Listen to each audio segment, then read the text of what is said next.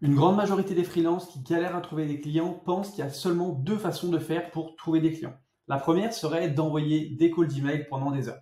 Et la seconde serait de créer du contenu tous les jours sur les réseaux sociaux. Dans cette vidéo, j'ai envie de vous montrer qu'il y a différentes façons de faire, qu'il y a aussi des outils qui peuvent nous permettre de trouver des clients plus facilement sans envoyer des emails pendant des heures et sans créer du contenu tous les jours.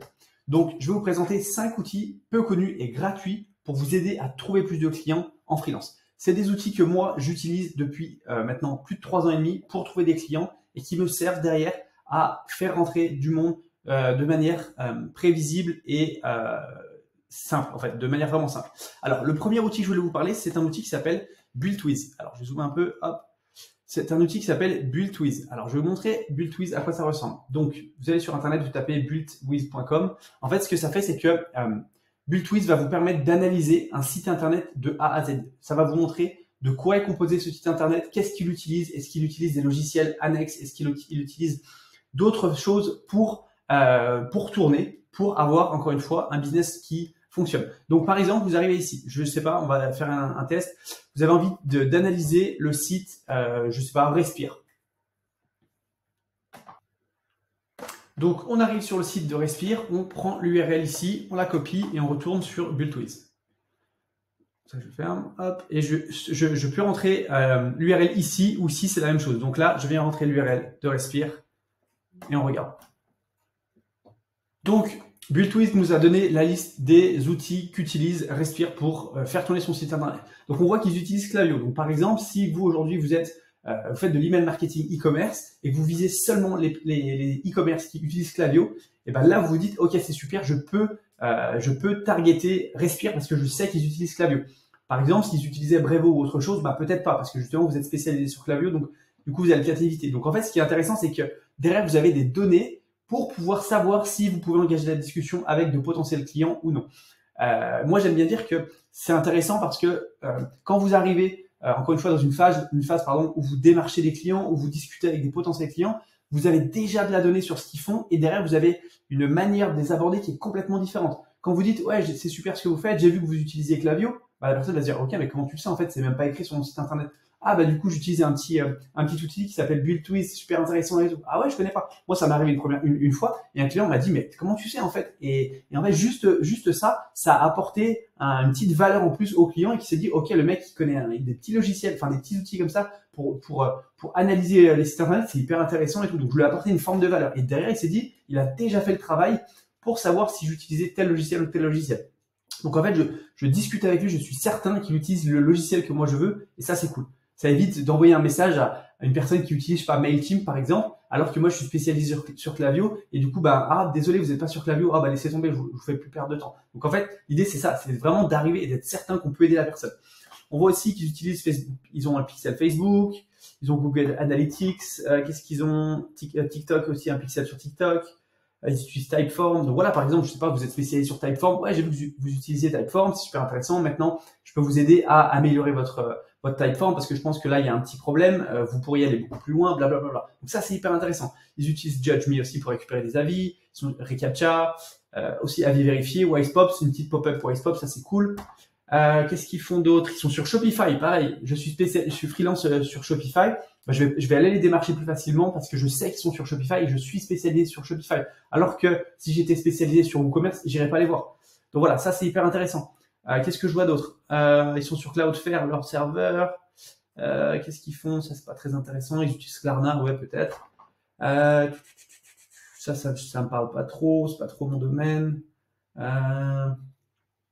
Triple Whale, ça c'est cool pour analyser aussi tout ce qui est data.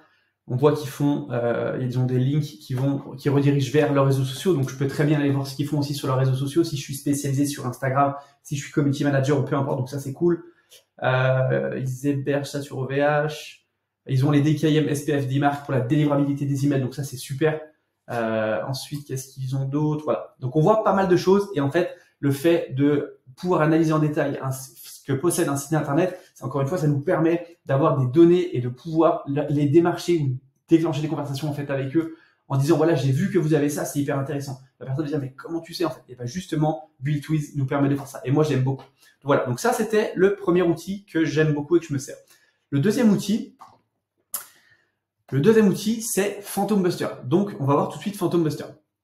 Donc, on arrive sur Phantom Buster. Donc, Phantom Buster, qu'est-ce que c'est? C'est on va dire un outil, un logiciel qui nous permet d'extraire des listes, qui nous permet d'extraire certaines listes pour derrière avoir de la donnée et pouvoir échanger avec nos potentiels clients, que ce soit en exportant des données via LinkedIn, via une base de données, via Google Maps, peu importe. Mais encore une fois, ça nous permet, grâce à des mots-clés, d'exporter des listes de contacts en ayant les numéros de téléphone, en ayant les emails, en ayant des informations hyper intéressantes sur nos potentiels clients. Donc là, on fait Browse Phantom en gros.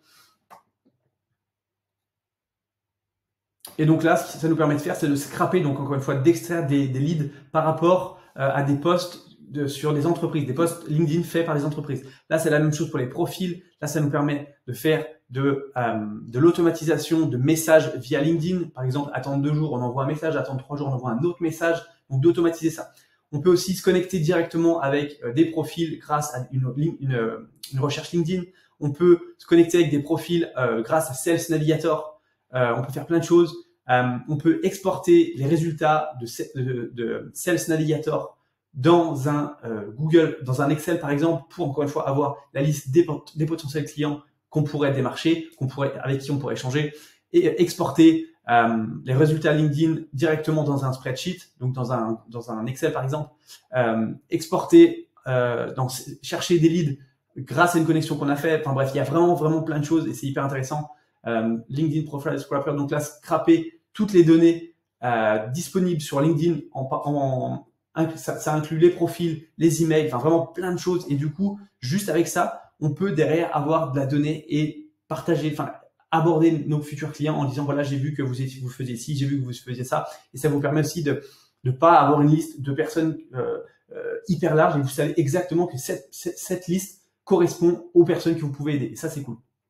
Qu'est-ce qu'il y a d'autre? On peut exporter aussi de la data via Google Maps. Moi, je l'avais fait une fois aussi, ça c'est cool. Par exemple, les personnes qui sont autour de chez vous, je sais pas, vous habitez à Lyon, vous mettez 30 km autour de Lyon, sors-moi les personnes qui ont une agence marketing, par exemple. Et ben ça va vous sortir toutes les personnes qui ont une agence marketing et derrière, vous avez leurs coordonnées pour discuter avec eux, pour échanger avec eux, pour, je sais pas, les ajouter sur LinkedIn, pour leur envoyer un petit message. Bref, en tous les cas, ça permet de faire énormément de choses. Pareil pour Instagram, je vois aussi Instagram followers, auto-follow, donc ça c'est cool.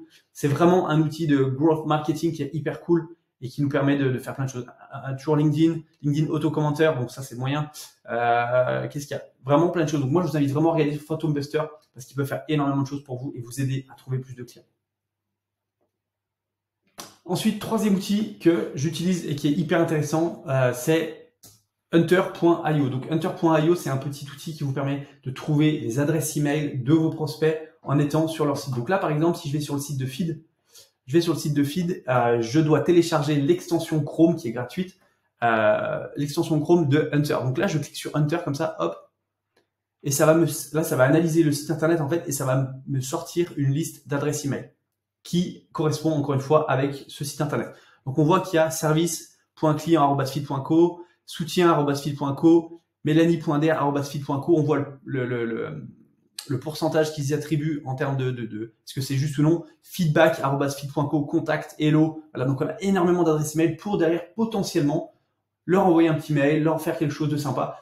On a de la donnée pour pouvoir les contacter, pour pouvoir leur dire que notre service répond à leurs problèmes et ça c'est hyper intéressant. Donc Hunter.io, c'est gratuit. Forcément, il y a une version payante, hein, comme tous les outils que je vous ai montrés jusqu'à présent, mais de manière gratuite, on peut faire déjà pas mal de choses et ça, c'est super. Donc voilà pour Hunter.io. Quatrième outil qui est hyper intéressant pour trouver des clients et que moi j'ai beaucoup utilisé, c'est vidIQ. Donc vidIQ, c'est une petite extension Chrome que vous utilisez pour connaître un petit peu les données d'une chaîne YouTube. Donc par exemple, si vous avez envie d'aider les youtubeurs à monétiser leur audience, si vous avez envie d'aider les youtubeurs à, je sais pas, c'est une petite extension Chrome qui vous permet d'analyser exactement de quoi est composé un petit peu la chaîne YouTube du youtubeur en question. Donc là, je suis allé voir par exemple Antoine Blanco, quelqu'un qu'on voit beaucoup en ce moment sur les réseaux. Donc là, avec vidIQ, on voit que ça me met sur la droite une petite bande comme ça, où il y a pas mal de choses. Donc là, on voit que le score global, il est de 85 sur 100, volume 87, concurrence, nombre maximum de vues, 606, bref, il y a pas mal de choses. Je vais pas rentrer en détail dans tout ça, mais du coup, c'est assez intéressant. On voit qu'il y a des mots-clés, des choses comme ça, donc ça c'est assez cool. Après, quand on clique sur la chaîne, donc on arrive là, on va aller voir une vidéo YouTube par exemple, donc celle-là. Donc on arrive sur sa vidéo et on voit que là vidIQ nous propose encore une fois un truc. Donc là on clique sur tout ça, on voit les heures de visionnage, on voit les vues, on voit la vue des shorts, donc on se dit ok il fait des shorts. On voit pas mal de choses qui sont intéressantes. Si on clique là aussi, on voit les idées quotidiennes, les concurrents, les alertes tendances, les vidéos les plus visionnées, audits de la chaîne. Ça nous donne pas mal de choses. Qu'est-ce qu'on voit d'autre là, je vois inspecteur de mots-clés aussi. Donc ça nous donne pas mal de choses, de données qui puissent nous aider à nous dire ok maintenant j'ai de la data sur son business, sur sa chaîne YouTube. Comment je peux déclencher une conversation avec lui en sachant que j'ai des données et que je peux lui dire ok j'ai vu qu'il se passait ça sur ta chaîne YouTube, j'ai vu qu'il se passait ça. Maintenant il y a un tout petit souci ici, peut-être que je pourrais t'aider à le réparer grâce à mes services. Est-ce que ça t'intéresserait qu'on en discute? Donc encore une fois, petite extension Chrome qui paye pas de mine si je puis dire, mais qui est hyper intéressante pour derrière trouver des avis. Après c'est pareil, il y a une version qui est payante pour aller plus loin si vous voulez. La version gratuite, elle est pas mal. Oui, elle est pas mal. Si vous voulez aller plus loin, la version payante, je pense qu'elle est encore plus intéressante. Donc voilà pour vidIQ. Ensuite, cinquième petit outil qui est hyper intéressant pour trouver des clients, c'est Social Blade. Donc Social Blade, en gros, c'est pareil un outil qui nous permet d'analyser un petit peu de quoi est fait une chaîne YouTube, de quoi est fait. Donc là, on voit YouTube, Twitch, Twitter, Instagram ou Dailymotion. Donc c'est bien. Donc encore une fois, ça nous permet d'analyser de quoi est composé ou comment ça se passe, tout ce qui est analytique sur une chaîne YouTube, sur un réseau social en particulier d'une personne. Donc là, je suis allé chercher Lohan Boucher qui fait du coaching aussi pour les coachs, enfin pour les coachs sportifs. Donc je vais chercher son YouTube, je mets son URL ici et je fais entrer.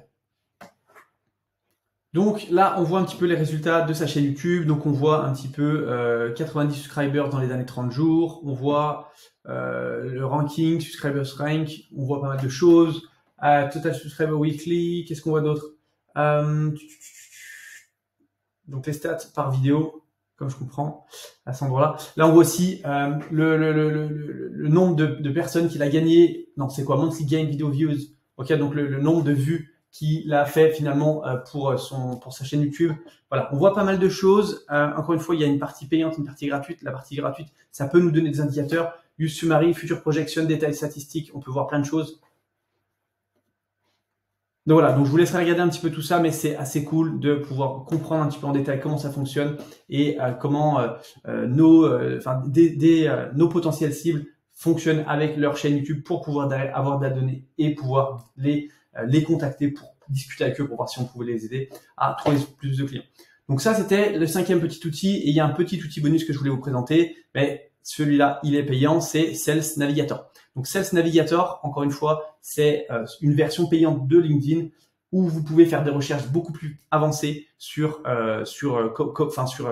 des mots-clés en fonction, donc pour trier des personnes en fonction des caractères que vous recherchez. Je dis une bêtise, e-commerce, fondateur e-commerce, je dis une bêtise, responsable marketing, infopreneur, ce que vous voulez. Donc ça vous permet de pouvoir faire des recherches affinées et de cibles ultra qualifiées en quelques clics seulement. Alors c'est payant, c'est pour ça que je vous le mets en bonus, et c'est hyper intéressant. Du coup, vous avez une base de données qui est qualifiée